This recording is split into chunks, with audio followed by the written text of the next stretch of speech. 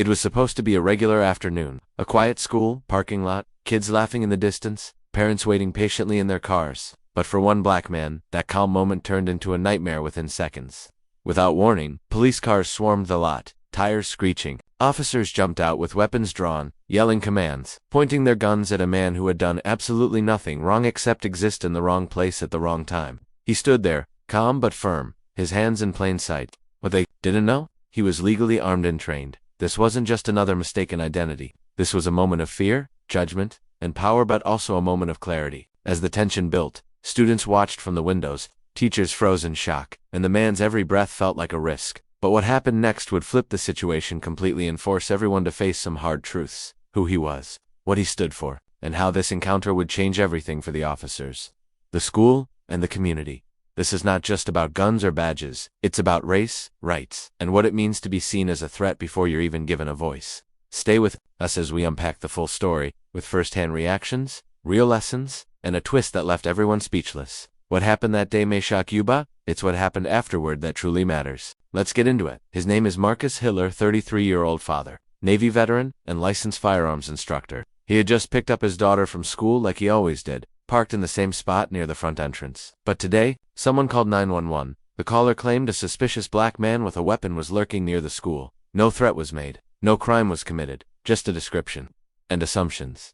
Marcus wore a black hoodie and jeans, blending in, like any other parent waiting for the bell to ring. His legally owned firearm was safely holstered under his jacket, never drawn, never touched. But that one phone call was all it took. Dispatch sent out officers on high alert. And when they arrived, they didn't ask questions. They shouted, they pointed, they closed in, guns raised, commands flying all at once. Marcus told them calmly who he was, that he was armed and licensed, but his voice was drowned out by panic and protocol. Teachers ushered kids away from the windows.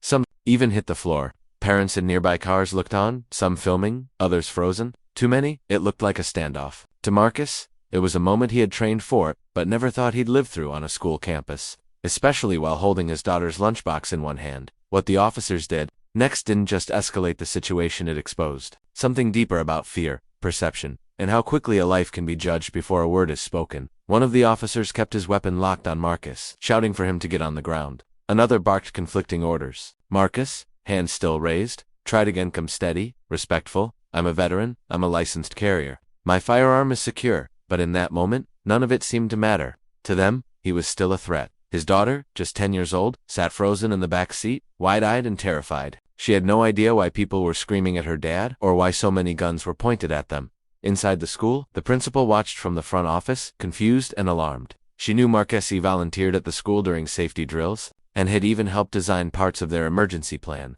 But no one asked her. No one checked before surrounding him. The staff whispered among themselves, unsure of what to do without making things worse. Meanwhile, the police radio buzzed with updates. But even among the officers, there was disagreement. One of the younger cops new to the force, he recognized Marcus from a local veterans meeting. But in the heat of the moment, his hand stayed on his holster. Unsure of what would happen if he spoke up, back in the lot, the tension was thick. Marcus's calm was starting to wear thin, not from fear but from heartbreak. He could see the way his daughter was staring at him, confused, scared, like she didn't recognize the world anymore. And in that silence, a deeper question echoed. How did it come to this? Marcus could feel his pulse in his throat, but he stayed steady. His military training kicked in not to fight, but to survive. His voice didn't shake as he repeated, my firearm is on my right hip. I am not reaching for it. My daughter is in the car. Please, don't point your guns at her. Still, none of the weapons lowered. None of the officers moved. The air buzzed with tension so sharp, it felt like time itself had stopped. The school principal rushed outside despite being told to stay inside. Her voice cut through the standoff. That's Mr. Hill. He's a parent here. Some officers turned, confused. Others shouted at her to stay back. She didn't. He helps us during drills. He's licensed and trained. This is a mistake. But her words didn't diffuse the moment. In fact, they seemed to heighten the chaos, everyone yelling, no one listening. Inside one of the police cruisers, a supervisor monitored the situation through body cams, preparing to give the clue to stand down or move in. The younger officer, still frozen, finally spoke. Captain, I know him. He's not a threat. But his voice was barely heard over the static and shouting. Marcus's daughter slowly opened the car door, her small hands trembling. She stepped out, whispering, Daddy, and in that instant, everything hung by a thread. One wrong move, one twitch, one misunderstanding, and this scene in a school parking lot could become another national headline. Everyone held their breath, waiting. Marcus's heart nearly stopped when he saw his daughter step out of the car. Her voice was soft, but it hit him like a punch to the chest. "Daddy," he whispered back, not daring to move. Every gun stayed, locked in place. And then, from across the lot, another voice broke through the noise, sharp, urgent, and completely unexpected. "I called the cops," a woman shouted, pushing her way past a growing crowd of parents. She held up her phone, trembling, her face pale. He looked like he had a gun, and I didn't know what else to do. All eyes turned to her. Marcus slowly turned his head, recognizing her face. She was a parent to someone he'd spoken to before during pickup hours. But now her voice shook not with fear, but with guilt. "I didn't know it was you. I just saw, and I panicked." The officers didn't lower their weapons. The woman looked around, realizing the weight of her actions. He wasn't doing anything. He was just standing there. Her words cracked as she looked at Marcus's daughter. "I didn't mean for this to happen, but the damage had already been done." Suddenly, a radio call came through. Reports of another man with a weapon had just come in 2 blocks away. A suspect on the run. Similar build, similar clothes. The energy on the ground shifted instantly. This wasn't just about mistaken identity anymore now. The cops were wondering if Marcus might be working with someone. That single call changed everything. The standoff wasn't ending. It was escalating.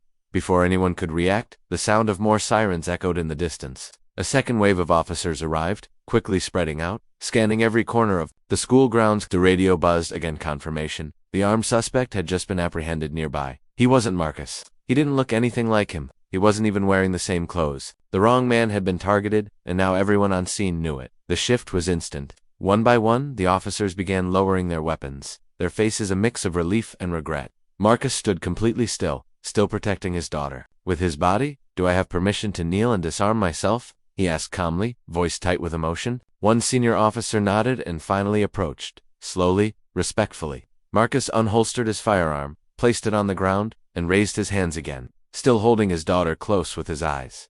The crowd watched in silence as the tension melted away, replaced by something heavier: shame, confusion, reflection. The woman who made the call began to cry. "I thought I was protecting the kids," she whispered, but no one responded. There were no easy answers anymore. But just as things settled, a final twist turned heads. One of the officers, the same young man who hesitated earlier, walked toward Marcus. He removed his badge and held it out. "You saved my life overseas. Kandahar, 2012. I never forgot your face." Marcus stared at him, stunned. In all the chaos, no one had realized they weren't strangers after all. Marcus didn't say anything at first. He just looked at the young officer, recognizing his face now through the blur of memory and emotion. Kandahar, a firefight, a split-second decision that had saved lives, including the man now standing in front of him. Slowly, Marcus nodded. "I remember," he said softly. The moment shifted. A few officers approached and apologized, genuinely, their tone different now, quieter, more human.